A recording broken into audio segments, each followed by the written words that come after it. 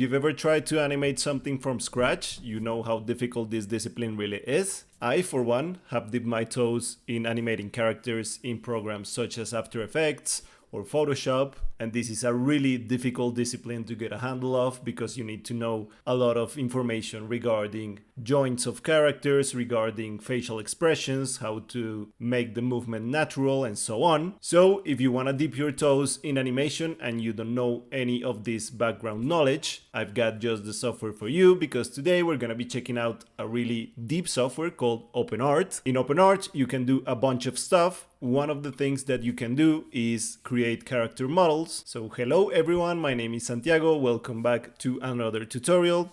As I was telling you just a minute ago, today we're gonna be checking out a software called OpenArt. As on the previous videos, I'm gonna be making a 5-part tutorial on OpenArt because there is a lot of things that we can dip our toes into. Right now, I'm using one of the paid plans. There is a bunch of stuff that you can do with the free version as well. But if you wanna use some of the paid plans, such as the one that I'm using, there are some affiliate links on the description box down below for you to use. So without further ado, I'm gonna make my face disappear so I can show you my screen much better, and I'll see you guys in the end. So this right here is OpenArt's homepage. As you see, it has a bunch of different stuff that we can do with the software. These are the most popular options that you can use the software for. You can do character blocks, you can do music videos, you can do tutorials such as this one. These are called explainer videos. You can edit the images with AI, you can lip sync videos, you can train a model, and you can use all of these AI models to get the most out of the software. What we're gonna be doing today is training a character model using different images. I just went to Freepik. Freepik is a web page where you can download free pictures. They are copyright free, so you can use them in any scenario that you want to use them. And I downloaded a character that has different poses. So we're gonna go to this left option right here below edit image that says characters, and we have different options right here. We can create our character using more than 4 images. We can start with just 1 image, or we can describe our character and the software can create the character for us. Also, you can pick from the character library. We have these characters right here. We have some templates at the bottom as well. I'm gonna upload the images of my character. Let's just name the character 1, and we can click on create character. This uses 1000 of our 12,000 credits available. So let's just wait and see what the software does with the images that we've uploaded. So OpenArt has just created our character. If we click right here on create, we're taken to this other screen where we have a bunch of different options we can play around with. We can, for example, change the poses of our character. We can change the image size aspect ratio. For example, we can make it square, landscape, cinema, portrait, and so on. I'm gonna be choosing portrait. We have male as our base, and we have a pose that is arms slightly spread. We're gonna update the pose. We can change the prompt that we're gonna use with the AI for our character. So let's say that if we write character 1 is playing guitar and we click on create, the software is gonna take a couple of seconds to create our image using the character that we've created with the images that we've uploaded, and it produces 2 images since that's the setting that we have applied right here, number of images 2. This is image number 1 using the character that we've uploaded, and this is character number 2. As you see, it combines the prompt that we wrote with the pose that we selected for the character. These are the images that we're using as a base. As you see, the character is in different poses. These are the heads, and the software does a really good job of creating characters using the one that we've uploaded.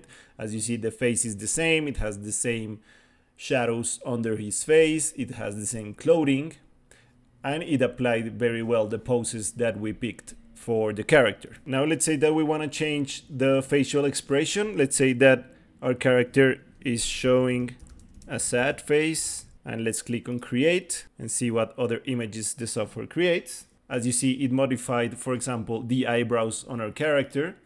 is not showing this same expression, but it's showing a character that is a bit more worried and sad. We can obviously change the pose any way that we want, and the aspect ratio once again. Let's say with that we want to change the pose to this one right here, elbows on legs leaning left. Let's update the pose, and let's say that our character 1 is sumo wrestling. Now let's see if we can create 3 images for this specific scenario, so more credits are gonna be used. And we have 3 different options right here. The software struggled a bit with this prompt because it's not that common, I believe.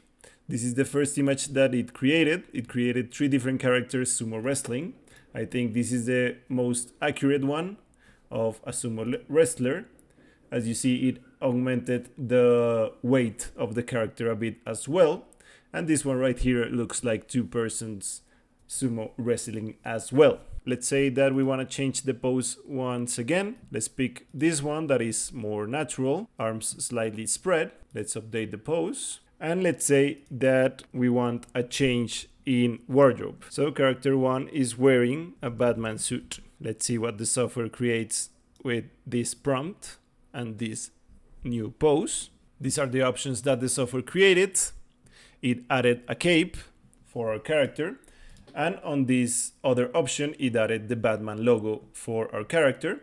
As you see, the palette of the original character is not changed, so the software adheres very nicely to the images that we've uploaded, but it adds subtle variations if we want to change wardrobes, or if we want to change poses, or if we want to change facial expressions as well. You could even sketch a character in a piece of paper, take some images of that character, and then upload it to the software if you want to make it change poses, or change wardrobe, or change the action that the character is performing. That is pretty much it for the first part of the OpenArt tutorial.